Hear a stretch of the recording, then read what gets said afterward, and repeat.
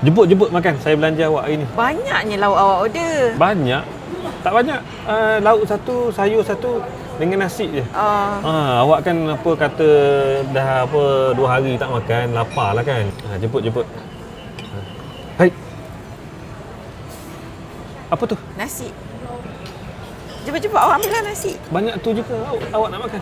Saya memang tak makan banyak sangat. Sikit tu je? Betul, dekat rumah pun memang makan banyak ni je. Kenapa? Oh, saya diet. Lah, awak ni kira bukan menghabiskan beras ni, awak ni kira macam menjimatkan beras ni.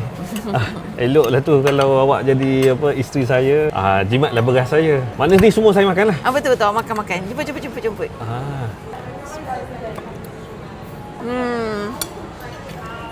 Kenyang dah saya. Hai. Tapi saya tak habis dah. Awak boleh habiskan tak? Satu suap nasi je.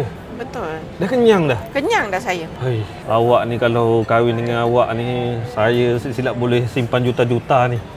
Jimat betul awak makan sikit je. Hai, okey. Nanti rombongan family saya pergi rumah awak nanti. Awak dah order? Dah, saya dah order dah.